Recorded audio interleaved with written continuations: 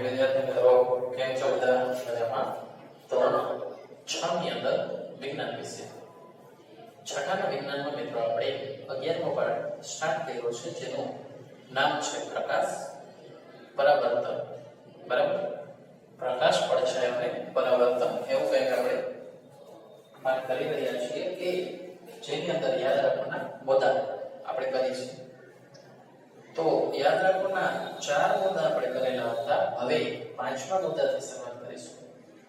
તો હર વખતે હું કહું જ છું કે મારી સાથે સાથે તમારી નોટ્સ રફબુક છે એની અંદર લખતું જવાનું છે કે જેથી કરીને બધું જ તમને આવડી છે. તો ચાલો શરૂઆત કરીએ. પારદર્શક એવું હેડિંગ મારો. પારદર્શક, પારદર્શક એટલે કે ટ્રાન્સપેરેન્ટ પદાર્થ, પારદર્શક પદાર્થ એવું હેડિંગ મારો. પારદર્શક પદાર્થ એમાં લખો જે પદાર્થમાંથી પ્રકાશ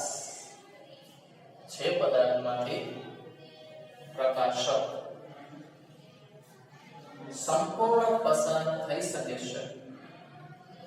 જે પદાર્થમાંથી પ્રકાશ સંપૂર્ણ પસાર થઈ શકે છે તેને પારદર્શક પદાર્થ કહે છે. જે પદાર્થમાંથી પ્રકાશ સંપૂર્ણ પસાર થઈ શકે છે તેને પારદર્શક પદાર્થ કહે છે. ઉદાહરણ હવા, પાણી, કાચ. ઉદાહરણ હવા, પાણી, કાચ. ફરીથી એકવાર, પારદર્શક પદાર્થ કોને કહેવાય? જે પદાર્થમાંથી પ્રકાશ સંપૂર્ણ પસાર થઈ શકે છે તેને પારદર્શક પદાર્થ કહે છે. ઉદાહરણ હવા, પાણી, કાચ. છઠ્ઠો મુદ્દો, અપારદર્શક. અપારદર્શક કોને કહેવાય? ઓપેક્યુ પદાર્થ. અપારદર્શક પદાર્થ કોને કહેવાય? જે પદાર્થમાંથી પ્રકાશ પસાર થઈ શકતો નથી, જે પદાર્થમાંથી પ્રકાશ પસાર થઈ શકતો નથી તેને અપારદર્શક પદાર્થ કહે છે. જે પદાર્થમાંથી પ્રકાશ પસાર થઈ શકતો નથી તેને અપારદર્શક પદાર્થ કહે છે. ઉદાહરણ દીવાલ, લોખંડ, પૂઠું વગેરે. ઉદાહરણ દીવાલ, લોખંડ, પૂઠું વગેરે. નેક્સ્ટ મુદ્દો છે 7મો, પારભાષક પદાર્થ. ટ્રાન્સલ્યુસન્ટ. ટ્રાન્સલ્યુસન્ટ પારદર્શક, પારભાષક પદાર્થ. પારભાષક પદાર્થ આપણે અત્યારે મુદ્દો લખી રહ્યા છીએ 7મો, પારભાષક પદાર્થ. લખો એમાં જે પદાર્થમાંથી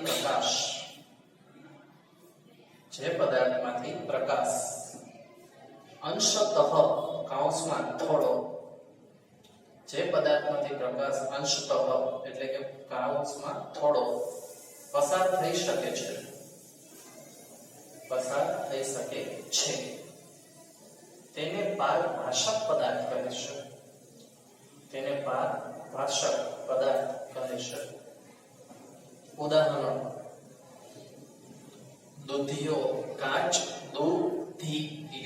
દૂધિયો કાચ, ડબડું પાણી વગેરે. ઉદાહરણ દૂધિયો કાચ, ડબડું પાણી વગેરે. 8મો મુદ્દો,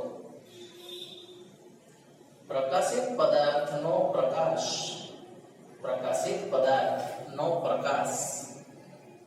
કોઈ વસ્તુ પર પડીને. પ્રકાશિત પદાર્થનો પ્રકાશ કોઈ વસ્તુ પર પડીને.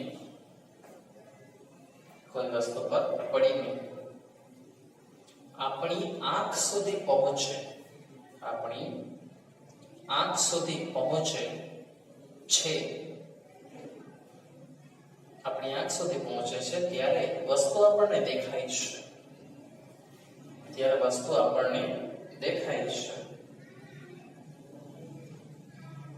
આમ વસ્તુ દેખાય તે માટે આમ વસ્તુ દેખાય તે માટે વસ્તુ પર પ્રકાશ પડવો જરૂરી છે. આમ વસ્તુ દેખાય તે માટે વસ્તુ પર પ્રકાશ પડવો જરૂરી છે. સમજાયું તમને? પ્રકાશિત પદાર્થનો પ્રકાશ વસ્તુ પર પડીને આપણી આંખ સુધી પહોંચે છે ત્યારે વસ્તુ આપણને દેખાય છે. આ વસ્તુ દેખાય તે માટે વસ્તુ પર પ્રકાશ પડવો જરૂરી છે. નવમો મુદ્દો, જ્યારે પ્રકાશના કિરણોના માર્ગમાં જ્યારે પ્રકાશના કિરણોના માર્ગમાં જ્યારે પ્રકાશના કિરણોના માર્ગમાં કોઈ અપારદર્શક પદાર્થ આવે જ્યારે પ્રકાશના કિરણોના માર્ગમાં કોઈ અપારદર્શક પદાર્થ આવે ત્યારે પડછાયો રચાય છે. ત્યારે પડછાયો રચાય છે. 10મો મુદ્દો, પડછાયો જોવા માટે પ્રકાશ અપારદર્શક પદાર્થ અને પડદો હોવા જરૂરી છે. પડછાયો જોવા માટે પ્રકાશ અપારદર્શક પદાર્થ અને પડદો હોવા જરૂરી છે. એમાં પડછાયો હંમેશા પડદા પર મેળવી શકાય છે. પડછાયો હંમેશા પડદા પર મેળવી શકાય છે. ચાલો મિત્રો, આજે આપણે પાઠના મુદ્દા નંબર 5, 6, 7, 8, 9 અને 10 આટલા મુદ્દા મેં તમને કરાવેલા છે, જે તમારી બંને બુક્સમાં તમારે લખવાના છે. બરાબર? બંને બુક્સમાં તમારે હોમવર્ક લખવાનું છે. ચાલો મિત્રો, મળશો નેક્સ્ટ વિડીયોમાં. જ્યાં સુધી બધા જ મિત્રો રહો સુરક્ષિત. Thank you.